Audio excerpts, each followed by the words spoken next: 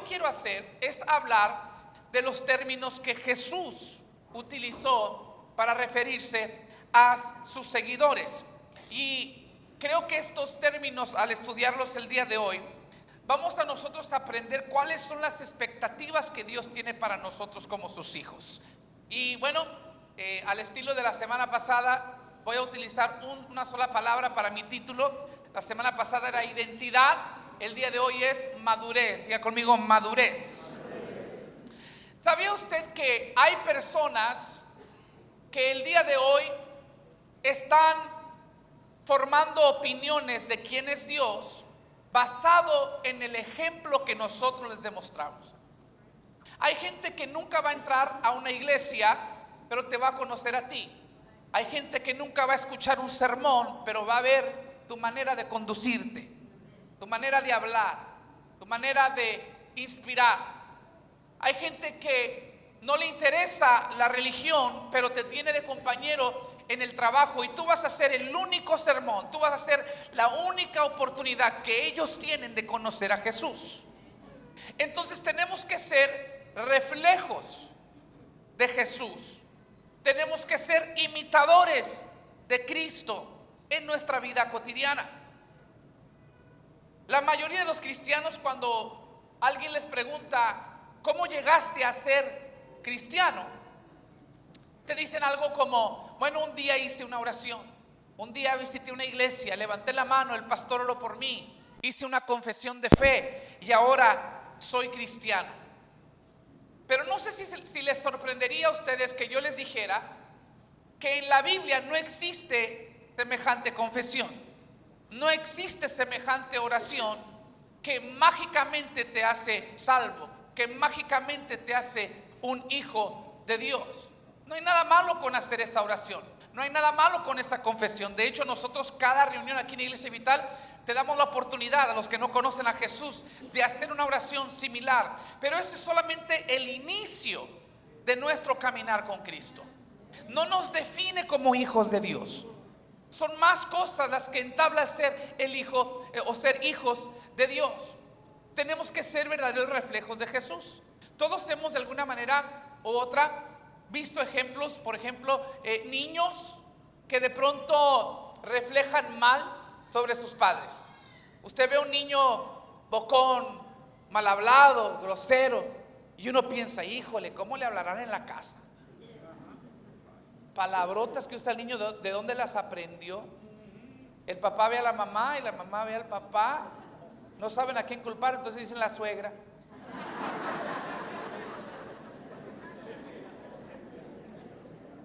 Estaba el otro día una señora en una tienda regañando a su niño porque andaba corriendo, y le decía: ya, detente, quédate quieto. Y el niño arremedaba a la mamá: y estaba otra mamá, usted podía presenciar a la otra mamá con su hijo, el hijo bien portado, esta otra mamá. El niño no estaba haciendo nada, pero la mamá, esta mexicana, estaba viendo esta escena.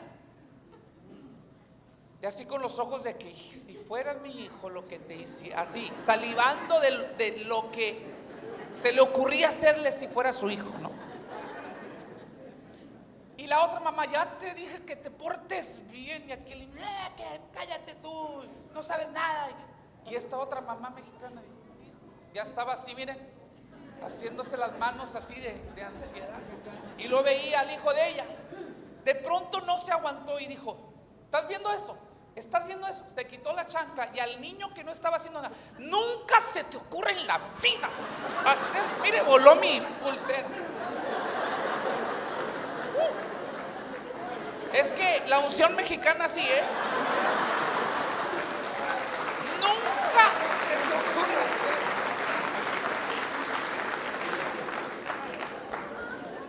Es que así nos pegaron, pues reviví el momento, ¿no?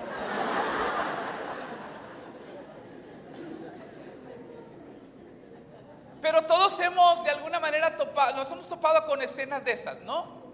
Donde uno dice: ay, ese niño no está dando un buen reflejo de quiénes son sus padres. Ahora, nosotros somos hijos de Dios. Y tenemos que dar un buen reflejo de quién es nuestro Padre. Mateo 4, versículo 17. Nos habla de una palabra muy importante que nos ayudará a entender cuáles son las expectativas que Dios tiene para nosotros. El ser cristiano es mucho más que hacer una oración. El ser seguidor de Jesús se puede resumir con esta palabra: arrepentimiento. Diga conmigo: arrepentimiento. Vamos al versículo. La primera palabra que Jesús en su ministerio habló fue la palabra arrepentimiento. A partir de entonces, ¿a partir de cuándo? Recuerda que en Mateo capítulo 3 Jesús es bautizado y luego inicia su ministerio después de un ayuno de 40 días. Y dice: a partir de ese momento, después de que fue bautizado y tentado, Jesús comenzó a predicar: arrepiéntanse de sus pecados y vuelvan a Dios, porque el reino de los cielos está cerca. Arrepentimiento. Arrepentimiento fue el mensaje de Juan el Bautista en preparación para el ministerio de Jesús también. Mateo capítulo 3 versículos 1 al 2. En esos días Juan el Bautista llegó al desierto de Judea y comenzó a predicar. Su mensaje era el siguiente: arrepiéntanse de sus pecados y vuelvan a Dios, porque el reino de los cielos está cerca. Cuando se forma la iglesia en el día del Pentecostés, en Hechos capítulo 2, Pedro está predicando acerca de Jesús, diciéndole a la gente: ustedes rechazaron a Jesús, pero es tiempo de que reconozcan que ese mismo Jesús que ustedes crucificaron y enterraron, resucitó y ahora es Señor y es Mesías. Dice el capítulo 2 versículos 37 y 38 de Hechos: las palabras de Pedro traspasaron el corazón de ellos, quienes le dijeron a él y a los demás apóstoles: hermanos, ¿y ahora qué debemos hacer? Y Pedro contestó: cada uno de ustedes debe ¿qué? Arrepentirse de sus pecados y volver a Dios y ser bautizado en el nombre de Jesús para el perdón de sus pecados. Entonces recibirán el regalo del Espíritu Santo. Entonces quiero que vea esto, mis queridos hermanos. Arrepentimiento, más que solo una confesión, más que solo una oración de fe, es necesario arrepentir. ¿Qué significa arrepentimiento? La definición precisa del arrepentimiento es simplemente un cambio de mentalidad. Un cambio de mentalidad. Muchas veces hemos escuchado que arrepentimiento es dar un giro de 180 grados. Sí, pero en realidad es el efecto de un cambio de mentalidad.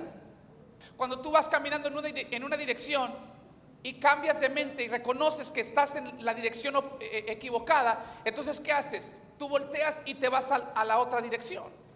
Pero antes de tomar el cambio de dirección hubo un cambio de mentalidad, hubo una realización de que ibas por el mal camino o que ibas en la dirección equivocada. Entonces el arrepentimiento en relación a la salvación significa cambiar de opinión, cambiar de mentalidad en cuanto al pecado y en cuanto a Jesús. Por ejemplo, mencionábamos el sermón de Pedro. ¿Qué es lo que Pedro estaba diciendo cuando decía arrepiéntanse? Él estaba diciendo: ustedes tienen que cambiar de mente. Creían que Jesús no era el Hijo de Dios y lo rechazaron y lo crucificaron. Cambien de mente. Lo han visto resucitado, lo hemos visto resucitado. Entonces Él ha comprobado que venció la muerte y por ende es el Hijo de Dios. Dejen de rechazarlo y abrácenlo como Señor y Mesías. Ustedes habían pensado que vivir en su pecado era no hacerle daño a nadie. Cambien de mente.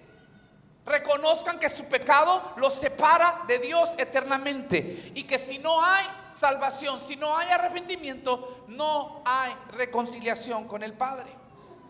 Entonces cambiar de mente, cambiar de opinión, arrepentirse es algo que cada creyente debe hacer continuamente. No es un asunto de solamente un día, un servicio, o me entregué al Señor allá hace 15 años. No, todos los días tenemos que cargar nuestra cruz. Ahora, muchos van a preguntar entonces: pastor, ¿y en qué cabe la fe? Porque la salvación es por obras, no es por fe, no es por obras, es por fe. ¿Cómo reconciliamos, por ejemplo, el mensaje de Pedro, de Juan el Bautista, de Jesús que vimos con el mensaje de Pablo? Por ejemplo, Pablo dice en Efesios capítulo 2, versículos 8 y 9, Dios los salvó por su gracia cuando ¿qué? Cuando creyeron. Ustedes no tienen ningún mérito en eso. Es un regalo de Dios.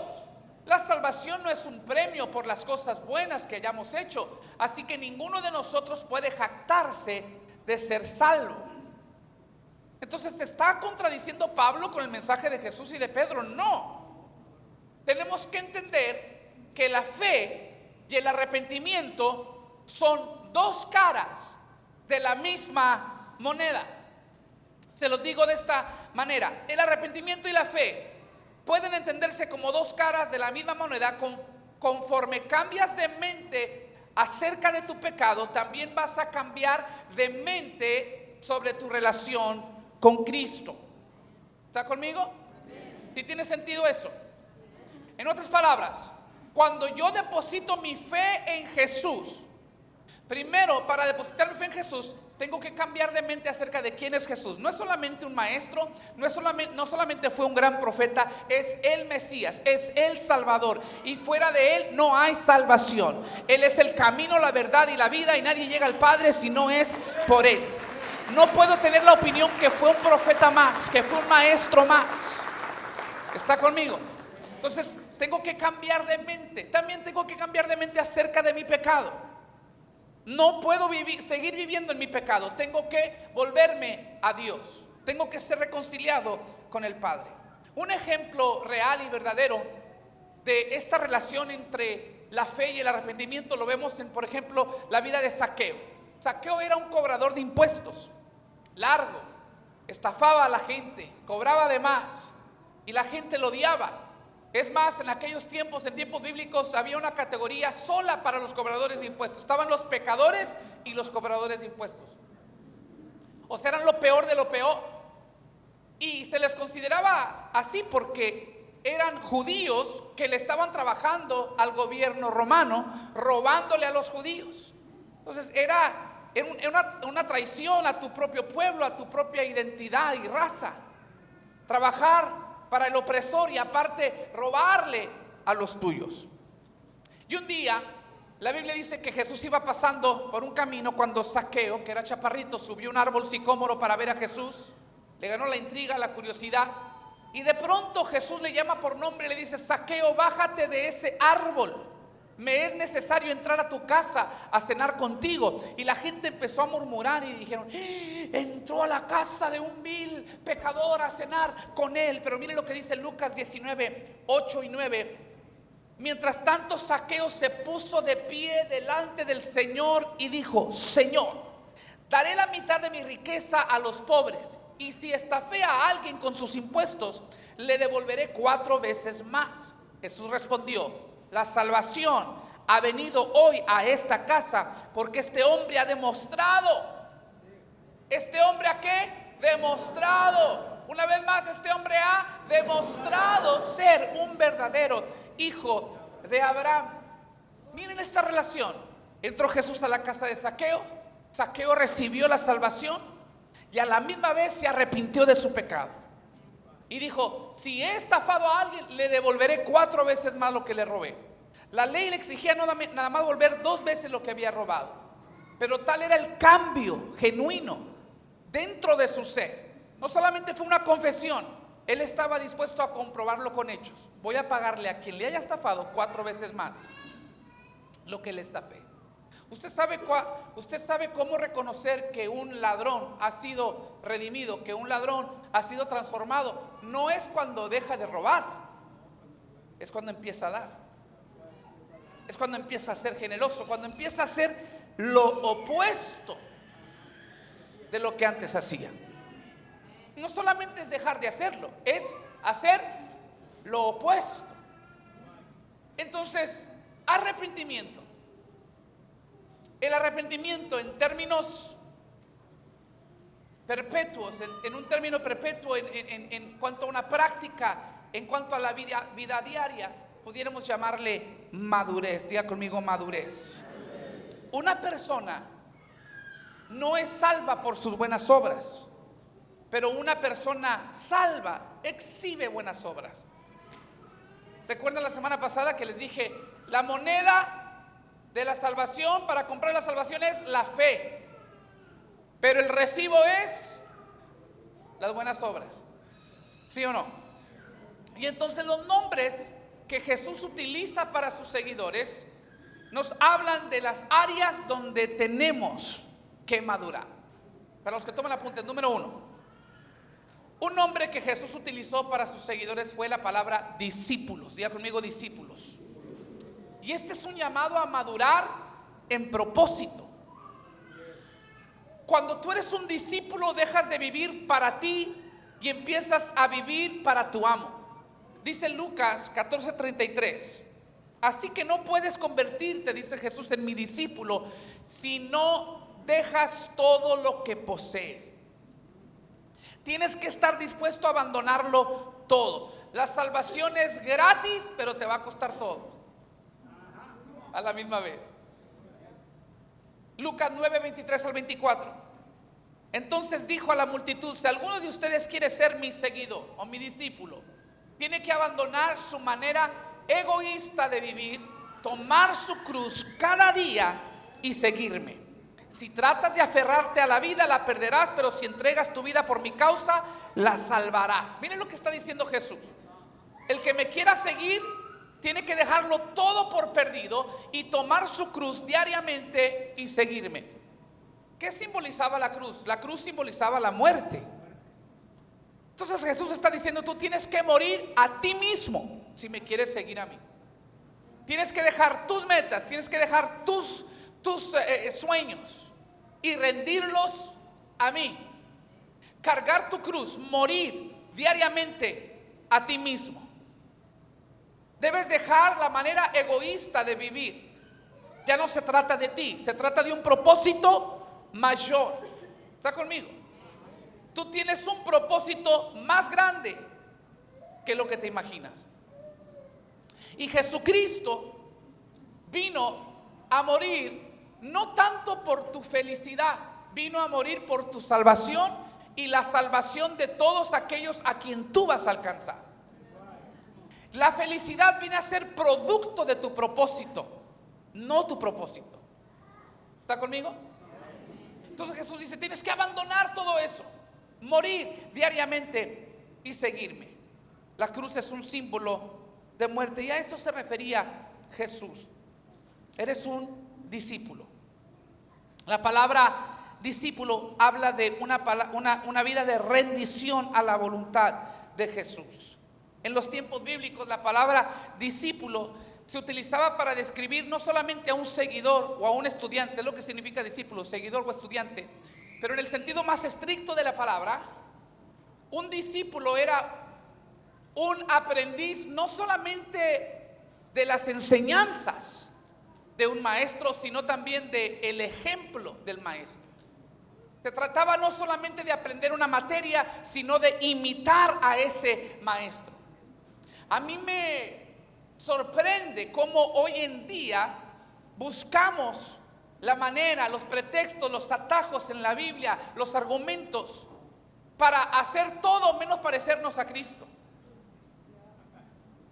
Y nos llamamos seguidores de Jesús, pero no queremos acarrear esa responsabilidad. Pero un discípulo es un imitador de Cristo. A veces hasta lo espiritualizamos y suena muy bonito. Invitamos a los amigos a la iglesia y les decimos, hey, te invito a la iglesia, ven a conocer a Cristo. Desde ahorita te digo, mira, yo soy cristiano, pero no pongas la mirada en mí. Decimos, ¿sí o no? No pongas la mirada en mí porque yo te voy a fallar. Pero tenemos un Padre en los cielos, Él nunca nos va a fallar. Él siempre va a estar contigo. Suena bonito, suena espiritual, es verdad, pero lo utilizamos de pretexto para justificar el hecho que no somos buenos ejemplos de Jesucristo. Necesitamos más Pablos dispuestos a decir, sed imitadores de mí como yo de Cristo. Pablo estaba diciendo, si tú necesitas un buen ejemplo de cómo es Jesús, mírame a mí. No es arrogancia, es convicción de que soy intencional en mi manera de vivir y que me parezco y que hago todo lo posible por reflejar a mi Padre Celestial. Vivir de acuerdo a sus mandamientos, de acuerdo a sus estatutos. Esto es lo que significa ser un discípulo de Jesús, parecerse a Él. te cuenta la historia de un chavo, un muchacho que se hizo de una novia, la trajo a la casa para que los papás la conocieran. A la mamá no le cayó. Entonces el muchacho se fue, rompió con ella. Después de meses llegó con otra para que la conocieran los papás. Y la mamá otra vez no le cayó a la muchacha. Entonces, después de unos meses regresa el muchacho con una muchacha que vestía los mismos gustos a la mamá del muchacho. Se maquillaba más o menos con los mismos colores que utilizaba la mamá del muchacho. Se parecía, o sea, llevaba algunos rasgos de parecido a la mamá del muchacho. ¿Qué creen? La trajo a la casa y la mamá encantada. Solo que ahora no le gustó al papá.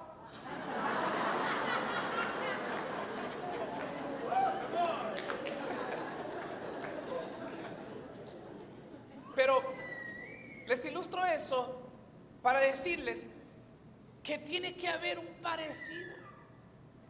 Tiene que haber un parecido. Si vamos a agradar a Dios, tenemos que parecer. Eso es lo que significa ser discípulo de Jesús. Madurar en nuestro propósito. Mateo 28, 18 al 19. Jesús se acercó y dijo a sus discípulos: se me ha dado toda autoridad en el cielo y en la tierra. Por lo tanto, vayan y hagan discípulos de todas las naciones. Escuche bien. Parte del propósito de ser discípulo es hacer otros discípulos. Si nos vamos a parecer a Jesús, hay que considerar cuál fue el máximo propósito de Jesús. Él vino a la tierra, Dios encarnado, ¿para qué? Para salvar a los perdidos. Entonces Jesús dice: si tú vas a ser mi discípulo, te tienes que parecer a mí. Quiere decir que tu propósito cambia. Ya no vives para ti, vives para los demás. Vives para alcanzar a otros. Vas a vivir una vida de servicio a los demás. Y quiero que hagas discípulos, que vayas a todas las naciones bautizándonos en el nombre del Padre y del Hijo y del Espíritu Santo. Yo quiero que usted considere el momento en que Jesús dice estas palabras. Él acaba de resucitar. El Rey del universo resucitó de los muertos. Está por ascender al cielo para ocupar su trono. Y las palabras de despedida que le deja a los discípulos es: vayan y hagan más discípulos. Es muy claro.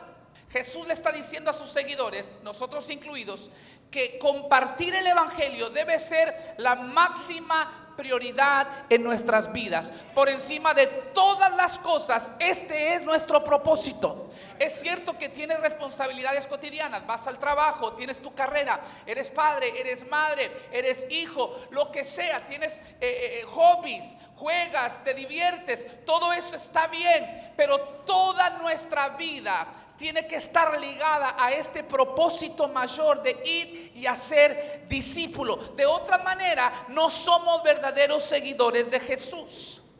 El ganar a otros debe afectar cada decisión que nosotros tomamos. Siempre deberíamos estar buscando la manera de abrir tesoros, de abrir tiempo, de hacer espacio en nuestras vidas para estar compartiendo de Jesús con otros. ¿Sabe por qué? Porque el deseo de Dios es que ninguno perezca, sino que todos procedan al arrepentimiento. Y sin embargo, mucha gente está muriendo a diario sin Jesús. En la última hora de cuando iniciamos la reunión a ahorita, 6 a 7 mil personas han muerto en este planeta. 150,000 por día. Y de acuerdo a lo que dice la Biblia, muy pocos con entrada al cielo. Por eso es que Jesús adjuntó esta promesa a la gran comisión de hacer discípulos. Versículo 20 de ese mismo capítulo 28. Enseñen a los nuevos discípulos a obedecer todos los mandatos que les he dado, y tengan por seguro esto, que estoy con ustedes siempre hasta el fin de los tiempos. En otras palabras, mientras te mantengas ocupado en la misión de hacer discípulos, yo, Jesús, siempre estaré con ustedes. Muchas veces escucho a personas expresarse diciendo: es que yo no siento a Dios en mi vida. Y la pregunta que surge en mi mente es: ¿estás ganando almas? ¿Estás compartiendo a Jesús donde trabajas? Porque hasta la fecha no he conocido a un ganador de almas que sienta que Cristo lo ha abandonado. La presencia de Dios se siente tangiblemente, se manifiesta en la vida de personas que constantemente, de manera intencional, están haciendo otros discípulos. Ponte a compartir de Jesús y vas a ver cómo Jesús te manifiesta en tu vida. Porque eres embajador de Cristo. Y Cristo quiere que lo representes bien. Su bendición estará contigo, su presencia estará contigo, siempre y cuando tú lo estés representando a diario. ¿Está conmigo? Quiere que le dé un secreto de cómo prosperar, así muy sencillo, muy práctico. Mire, por ejemplo, a todos los de su vecindad, compártales de Jesús. Y déjese ver como un hijo de Dios. Después Dios va a decir: híjole, ya todos los de la vecindad saben que este es mi hijo, ahora lo tengo que bendecir, porque es mi hijo. Y todos tienen que saber que mis hijos, yo estoy con ellos. Pero si no compartes, si nadie sabe, si eres cristiano de camuflaje, escondido, luz apagada, que encaja con el resto del mundo, está bien. Pero los bendecidos son aquellos que te demuestran como verdaderos hijos de Dios. Discípulos que hacen discípulos. ¿Está conmigo? Número 2. Jesús también se refirió a sus seguidores como hijos. Hijos. Y esto es un llamado a madurar en la fe. Diga conmigo: la fe. Juan 13:33. Mis queridos hijos, voy a estar con ustedes solo un poco más de tiempo. Y como les dije a los líderes judíos, ustedes me buscarán, pero no pueden ir a donde yo voy. En esencia, hermanos, Jesús se está despidiendo. Esto es antes de ir a la cruz, está preparando a los discípulos, les está diciendo: ya me voy. En esa misma conversación dice cosas muy poderosas como: es necesario que yo me vaya para que venga el Consolador. Si no me voy, no viene. Y a ustedes les conviene que venga el Espíritu Santo para darles poder. Incluso cosas mayores harán ustedes que yo, porque yo voy al Padre. Y luego en esa misma conversación, Juan capítulo 16, versículos 1 al 4, Jesús dice: les he dicho estas cosas para que no abandonen su fe. Los expulsarán de las sinagogas y llegará el tiempo en que quienes los maten pensarán que están haciendo un servicio santo para Dios. Eso se debe a que nunca han conocido ni al Padre ni a mí. Les digo estas cosas para que cuando sucedan recuerden mi advertencia. No las mencioné antes porque todavía iba a estar un tiempo más con ustedes. En otras palabras, no había utilizado la palabra hijos mientras todavía le restaba tiempo de estar con ellos, pero ahora que los va a dejar, les está diciendo: hey, recuerden, venga lo que venga, pase lo que pase, los persigan, los vituperen, los ataquen, recuerden que son mis hijos. Recuerden que son mis hijos y que yo siempre voy a estar con ustedes. No los voy a dejar, no los voy a abandonar. De la forma más tierna, Jesús está preparando a sus discípulos para las tribulaciones que van a enfrentar. Y de manera intencional les llama hijos. Él quiere que recuerden en su tiempo de tempestad que tienen un Padre en los cielos que siempre los va a acompañar.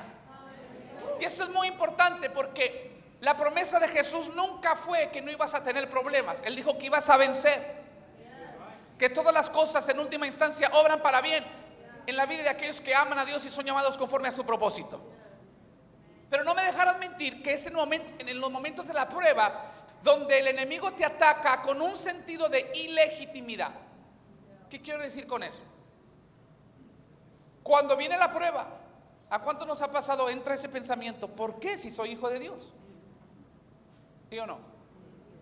Ese es el enemigo. Mira, tú diezmas y mira cómo te está yendo en el negocio. ¿Y eso que eres hijo de Dios?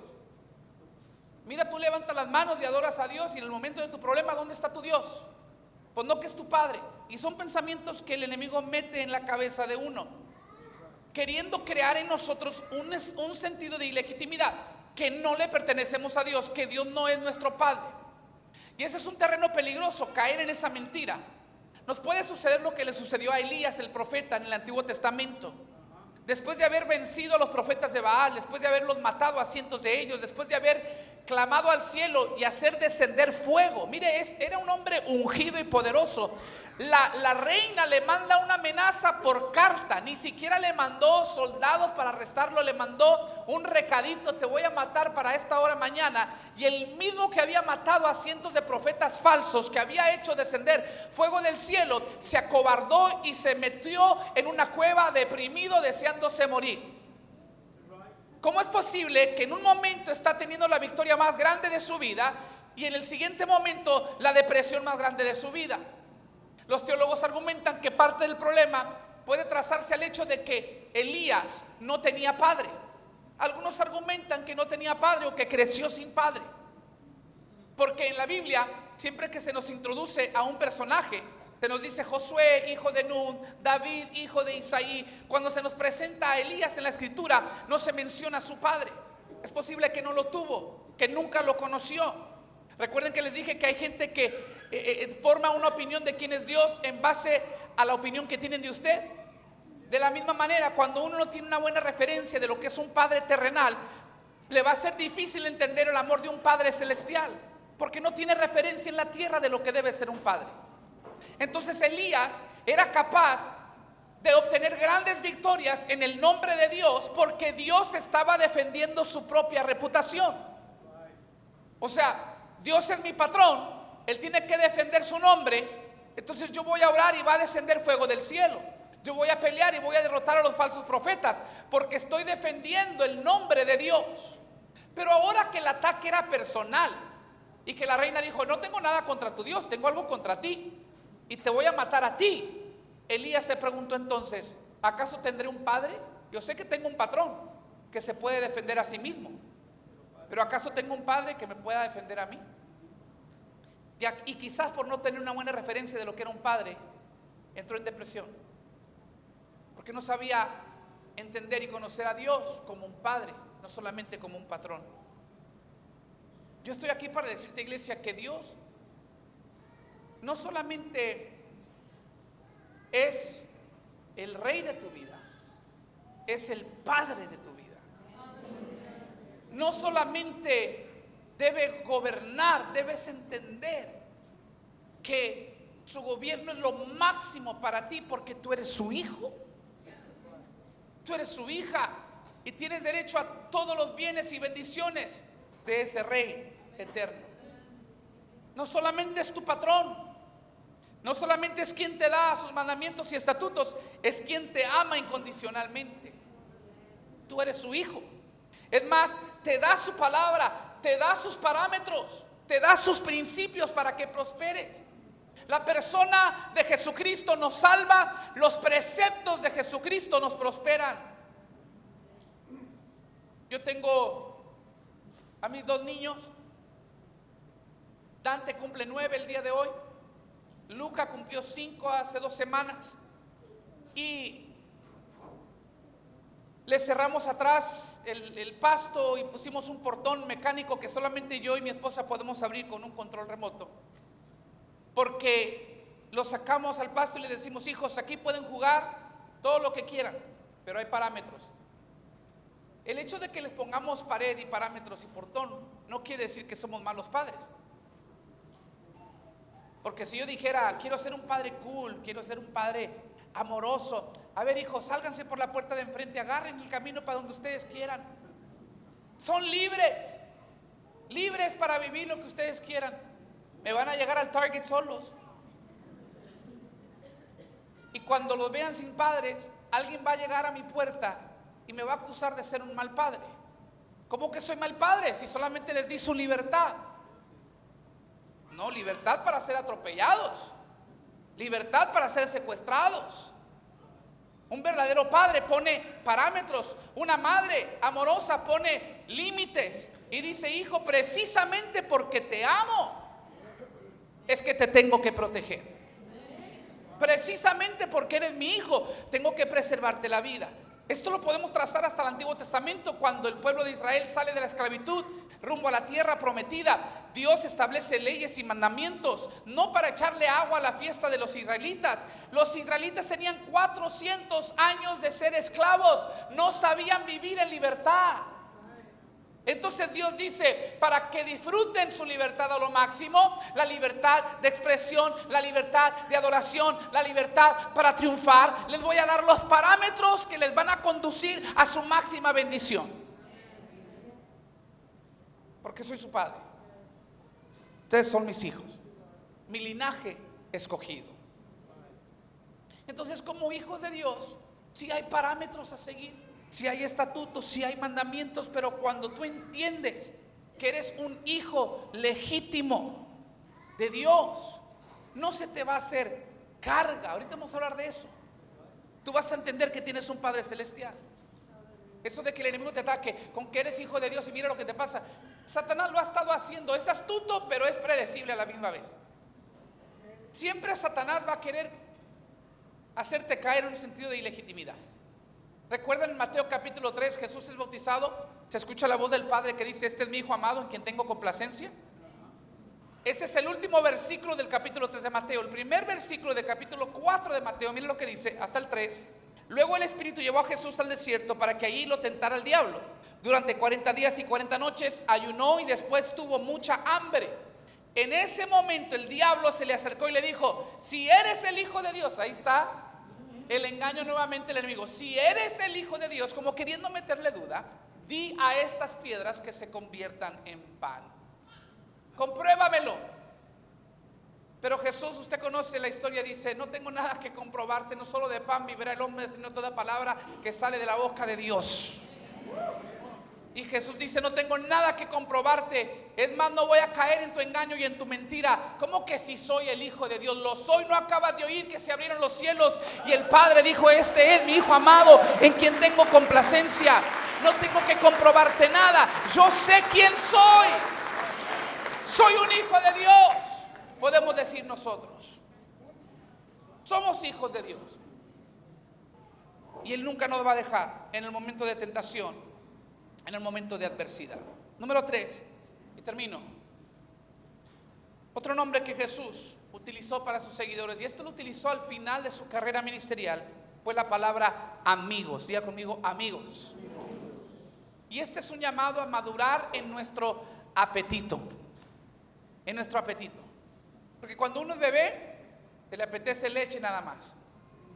Pero conforme uno va creciendo, aprende a comer otras cosas. Ya de adulto, uno entiende que tiene que comer comida sólida. ¿Sí o no? Algunos ahorita tienen hambre de comida sólida. Y ya pronto los voy a dejar libres para ir al Chili's y al... no sé a dónde, al Don P. Aquí está no, ¿para qué les hago? No ofrendan, no diezman, ¿para qué les hago comercial? Entonces, pero tiene que ir madurando nuestro apetito. ¿Sabe que el hambre es señal de buena salud? Lo inverso también es verdad. Cuando tú pierdes el hambre, es señal de que algo está mal. Mi mamá, que era una mujer santa, el refrán más vulgar que tenía ella era: enfermo que coma y mea, el diablo que se la cree. Es lo que nos decía mi mamá. Sí, ¿por qué? Porque decíamos: mamá, no puedo ir a la escuela, me siento enfermo. Nada, es que teníamos examen y no habíamos estudiado. Entonces decía mi mamá: bueno, quédese, mijo, quédese, descanse. Mañana yo voy a hablar con el principal. Y ya nomás iban mis hermanos y uno se quedaba ahí, y ya se iban todos y mamá, me hace un huevito con tocino. No, decía mi mamá. Y es cuando nos decía: enfermo que come, le hablo que se la cree. O sea, si puedes comer y puedes ir al baño, no estás muy mal, que digamos. ¿Sí? Porque cuando uno verdaderamente está enfermo, pierde el hambre. ¿Sí o no? Entonces, mi pregunta para ti es: ¿de qué tienes hambre? Espiritualmente hablando, ¿has perdido tu hambre por Dios? La Biblia dice: bienaventurados los que tienen hambre y sed de Dios, porque serán saciados. Pero el hecho de que Jesús nos llame sus amigos habla de que nuestra hambre, nuestro apetito va madurando. Miren lo que dice Juan 15:15. Ya no los llamo esclavos porque el amo no confía sus asuntos a los esclavos. Ustedes ahora son mis amigos porque les he contado todo lo que el Padre me dijo. ¿Por qué digo que está relacionado con el hambre, con el apetito? Porque este título de amigos es un título libertador. Nos quita la carga de encima, nos quita el sentido de obligación. Conforme tú maduras en tu relación con Dios, ¿qué crees que pasa? Tus deseos cambian. Y ya no te ves como el cristiano privado de sus deseos y los placeres. No, ahora tus deseos son los deseos de Dios. Ahora tu corazón se parece al corazón de Dios. No solamente es tu patrón, no solamente es tu padre, es tu amigo. Y te complace pasar tiempo con él. Y te complace vivir de la mano de él. Eres su amigo. La mayoría de la gente suscriben a una religión que envuelve a abstenerse de esos pecados que ellos secretamente aman. Entonces viven vidas de abnegación, pero los creyentes son diferentes. David dijo en el Salmo 37, versículo 4: deleítate en el Señor y Él te concederá los deseos de tu corazón. No está diciendo que te va a dejar hacer lo que tú quieras. Está diciendo que va a cambiar tus deseos. Te va a dar los deseos. No está diciendo que vas a ser libre para hacer lo que quieras. Está diciendo que vas a ser libre para hacer lo que debes. Y ese es estar en un buen lugar. Porque alguna vez te gustó, alguna vez has hecho lo que te gustó y luego no te gustó lo que hiciste. De eso es lo que te va a librar el Señor. Él dice: ya no te va a gustar lo que no debes hacer. Yo voy a cambiar tus deseos. Y van a ser deseos íntegros, deseos honestos, deseos santos, deseos limpios. Y cuando tu deseo, esta es la buena noticia, cuando tu deseo es el mismo deseo de Dios, ¿qué crees? Él no tiene por qué no contestar tus oraciones. Él dice: si mi hijo está pidiendo lo que le quiero dar, de todas formas se lo voy a dar desde ya, sin demoras y sin reservas. Porque somos sus hijos y somos sus amigos. Esta promesa, deleítate en el Señor y te concederá los deseos de su corazón, no es una promesa para aquellos que quieren cosas. Es una promesa para aquellos que quieren más de Dios. Termino. Ya deben estar los músicos. Si yo me tardé es porque no han subido los músicos. Les dejo un último versículo. Porque yo no quiero que usted se vaya de aquí pensando: qué difícil es ser cristiano. Es una carga muy dura. Cargar mi cruz todos los días. Vivir una vida de arrepentimiento. Tener que rendir mis logros, mis metas, mis sueños. Tener que abnegarme. No, mire. Yo no quiero que usted se vaya con una carga indebida. Porque Pablo nos da una poderosa verdad en cuanto a este tema. Filipenses 1, versículo 6. Él dice: y estoy seguro de que Dios, ¿quién? Dios, quien comenzó la buena obra en ustedes. ¿Quién comenzó la obra? Dios. La continuará. ¿Quién la va a continuar? Dios. Hasta que quede completamente terminada. ¿Quién la va a terminar? Dios. ¿Te das cuenta que aunque el esfuerzo es parte de la ecuación, no es en tu propia fuerza? No salgas de aquí con la presión de que cómo le voy a hacer para vivir de una manera que agrada a Dios, y cómo le voy a hacer para dejar aquellas cosas que mi viejo hombre, mi carne desea, pero que a Dios no le agrada. No te vayas con eso. Vete con esta verdad. Dios es el que empezó la obra en ti. Dios es quien está obrando continuamente en ti, y Dios es quien la va a terminar. Solo resta que tú vengas y le digas: quiero ser tu discípulo, eres mi padre, yo soy tu hijo, eres mi amigo, me deleito en ti. Si tú vienes con ese corazón de rendición, el Señor te va a dar la fuerza y el Espíritu Santo va a obrar en ti y va a terminar y perfeccionar la obra que ha empezado en ti. La fuerza viene del cielo, mis queridos hermanos. La fuerza viene de Él mismo. que quiere verte triunfante y victorioso. Si lo crees, si lo recibes, di amén y ponte de pie conmigo en esta tarde. Gracias por visitar nuestro canal de YouTube.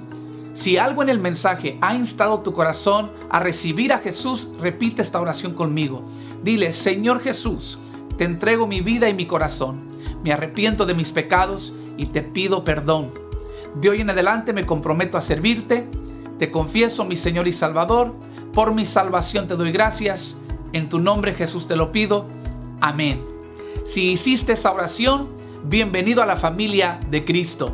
Y si te impactó este mensaje, no se te olvide suscribirte y oprimir el botón de notificación para seguir recibiendo todo nuestro contenido en video. También pasa la bendición a alguien, comparte este enlace con tus amigos y familiares. Nuevamente, gracias por sintonizarnos. Bendiciones.